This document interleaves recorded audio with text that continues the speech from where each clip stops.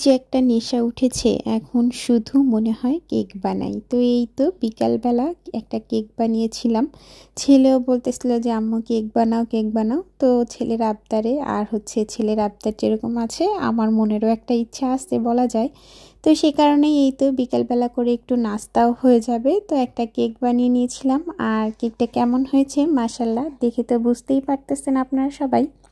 আমি যদিও অত ভালো পারি না, এই তো প্রথম শিখতেছি, প্রথম করতেছি আর আপনাদের সাথেও শেয়ার করতেছি। তো মাশাআল্লাহ বেশ ভালো হয়েছিল কেকটা। আর বিকালের নাস্তায় আমরা ওইটাই করেছিলাম, এই তো কেক আর একটু চা বানিয়ে নিয়েছিলাম। আর গুড মর্নিং সবাইকে। এখন কিন্তু পরের দিন সকালবেলা। তো এই তো গতদিন বিকাল থেকেই তো আপনাদের সাথে ব্লগটা শুরু করেছিলাম। আর এই যে এখন ব্লগটা জানি না কত দূর পর্যন্ত কন্টিনিউ করব। তো এই তো শুরু করে দিয়েছি, দেখা যাক কত দূর পর্যন্ত কন্টিনিউ করতে পারি। আর দেখেন তো ভিডিওর শুরুতে তো আপনাদেরকে সালাম দিতেই আমি ভুলে গিয়েছি। তো চলেন ভিডিওটার শুরুতে যেভাবেই প্রত্যেক দিন শুরু করি সেভাবেই আজকেও শুরু করছি। আসসালামু আলাইকুম, কেমন আছেন আপনারা সবাই? আশা করছি আপনারা সবাই খুব ভালো আছেন। আলহামদুলিল্লাহ আমরাও না বেশ আছি। এই তো জানেন তো এখন না ওই প্রত্যেক দিন সকালবেলা করে গাছে পানি দেওয়াটা একটা অভ্যাসে পরিণত হয়ে গিয়েছে। এটা না করতে পারলে কেমন যেন ওই যে মনে হয় কি কাজটা যেন সকালবেলা কমপ্লিট করিনি, কি কাজটা যেন করিনি, এরকম একটা ফিলিংস আর কি মনের ভিতরে কাজ করে। তো এই তো সকাল সকাল উঠেই আমি গাছগুলো নিয়ে পানি দিয়ে নিচ্ছি। আর মাশাআল্লাহ দেখেন আমার টমেটো গাছে কত সুন্দর ফুল আসছে আর টমেটোও কিন্তু ধরেছে। আর এই তো এদিক থেকে এই যে এটা কিন্তু বাঙ্গি গাছ, তো বাঙ্গি গাছেও আমি পানি দিয়ে দিচ্ছি। তো আপনাদের ভাইয়া আর কি বললাম যে এই গাছটা তুলে এখানে একটু লাউ গাছ লাগানোর কথা বলেছিলাম। তো বলল যে না, বাঙ্গি আমার খুব পছন্দ, এখানে এটাই থাক, এটা আর তুলবো না, যেহেতু এত সুন্দর ফুল চলে এসেছে এটা তো আর তোলা যাবেই না। তো সে যাই হোক। আর এদিক থেকে দেখেন এখানে না একটা পুঁইশাকের চারা হয়েছে। তো চিন্তা করেছে কি এই চারাটা উঠিয়ে মানে অন্য জায়গায় একটু ভালোভাবে লাগিয়ে দেব, তাতে করে পুঁইশাকও খেতে পারবো বেশ ভালো করেই। তো সেটাই আর কি আপনাদের ভাইয়াকে গতকাল রাতে বলতেছিলাম যে এই চারাটা উঠিয়ে অন্য কোথাও লাগিয়ে দিও। আর এই যে মাশাআল্লাহ লাল শাকের একবার আর কি কিছুটা শাক খেয়ে ফেলেছি। আর এই যে এখন তো আবার হচ্ছে মাশাআল্লাহ, মানে নিজে কিছু রোপণ করে সেগুলো খাওয়ার মজাই আলাদা। আর এই তো এদিক থেকে মরিচ গাছগুলো নিয়েও আমি পানি দিয়ে দিচ্ছি। আর এই তো দেখতেই পাচ্ছেন আমার মরিচ গাছগুলো নিয়ে কী সুন্দর ফুল ধরেছে মাশাআল্লাহ। এখান থেকে তুলে অলরেডি মরিচ খেয়েছিও আমরা। আর এই গাছগুলোর মরিচ কিন্তু অনেক বেশি ঝাল। আচ্ছা, ভিডিওর শুরুতে আপনাদেরকে একটা কথা বলতে ভুলে গিয়েছি। আমার ভিডিওটা আপনারা যারা দেখা শুরু করেছেন, যেসব প্রিয় আপু ভাইয়ারা কিন্তু একটা লাইক দিতে ভুলে গিয়েছেন, প্লিজ একটা লাইক দিয়ে দেখা শুরু করবেন। আর আশা করছি ভিডিওটি আপনাদের খুব ভালো লাগবে। আর যদি আমার ভিডিওটি আপনাদের খুব ভালো লেগে থাকে তাহলে কিন্তু আমার সাথেই থেকে যেতে পারেন। আর এই তো এখন আমি ফ্রিজ থেকে যা যা আজকে রান্না করব সব কিছুই বের করে নিয়েছি। আসলে হয় কি এভাবে একটু গুছিয়ে কাজ করলে না কাজটা অনেক বেশি সহজও হয়ে যায় আর খুব তাড়াতাড়ি করে ফেলা যায়। আর আমি করি কি সবসময় রাতের বেলা করেই একটু ভেবে রাখি যে পরদিন কি রান্না করব, তাহলে আর ওই চিন্তাটা পরবর্তী দিন করার প্রয়োজন হয় না। তো তারপরও আসলে সবসময় তো আর হয় না, মাঝে মাঝে দেখা যায় আপনাদের ভাইয়া বলে বসে যে এটা রান্না করো না ওটা রান্না করো, আজকে ওটা খেতে ইচ্ছা করতেছে।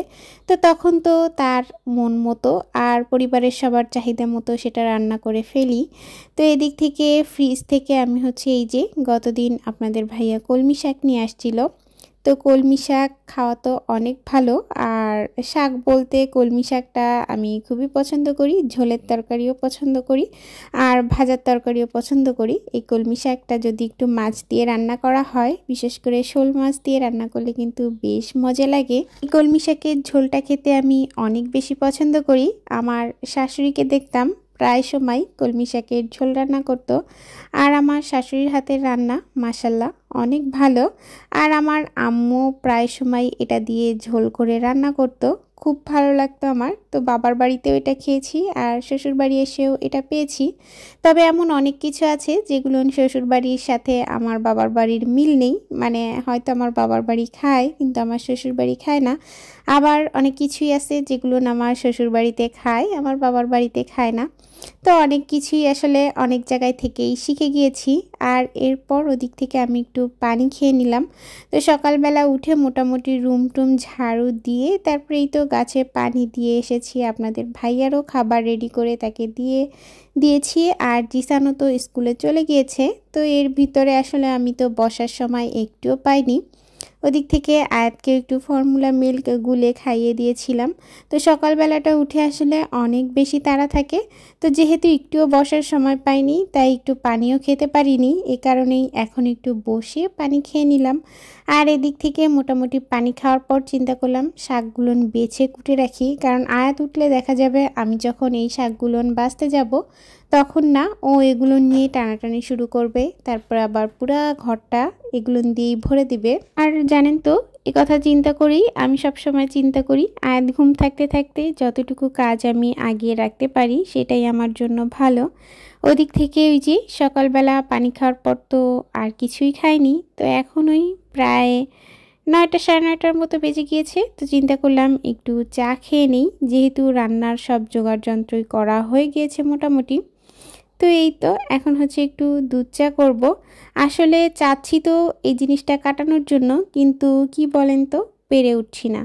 মানে একবার চিন্তা করি যে না এটা খাবই না, রং চা খাওয়া শুরু করে দিই, আবার জানেন তো কি যে একটা নেশার মতো লাগে, মানে দুধ চা না খেলে যেন ভালো লাগে না। তো এই তো একটা বেলা আর কি একটু দুধ চা হলে মনে হয় যেন প্রাণ মন সব শান্তি করে খেয়ে নিয়েছি কিছু একটা। তো এরপর হচ্ছে এই যে চাটা আমার হয়ে গেছে। আর জানেন তো চাটা কিন্তু আমি বেশ অনেক সময় ধরে জাল করে ফুটিয়ে তারপরেই খেতে বেশি পছন্দ করি। এতে করে না চার টেস্টটা অনেক বেশি ভালো আসে। আর জানেন তো হয়েছে কি, মনটা না একটুও ভালো না। কেন বলেন তো, আসলে আমার আয়াতের শরীরটা একটু বেশি খারাপ।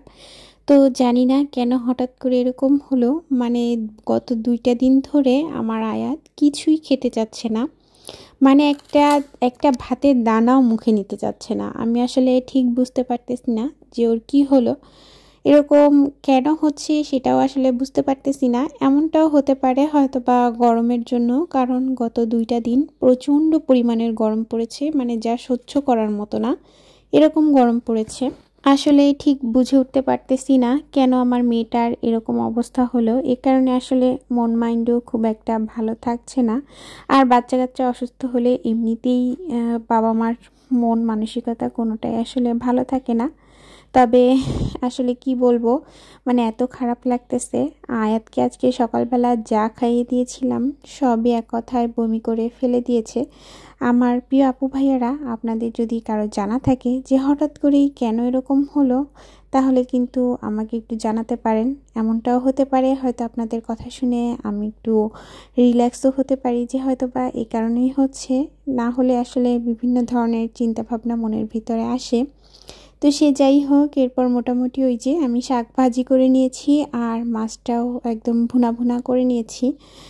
আর এদিক থেকে একটু সালাদও কেটে নিয়েছিলাম। তো এই যে শসা নিয়ে নিয়েছিলাম। আর এখন হচ্ছে এই তো খেতে বসে গিয়েছি। এর ভিতরে কিন্তু আমি গোছল টোছল সব কিছুই অফ ক্যামেরার ভিতরে কমপ্লিট করে ফেলেছি। আর আজকের ভিডিওটা আর বেশি বড় করছি না। আপনারা সবাই খুব খুব খুব ভালো থাকবেন, আমাদের জন্য দোয়া করবেন। আল্লাহ হাফেজ সবাইকে।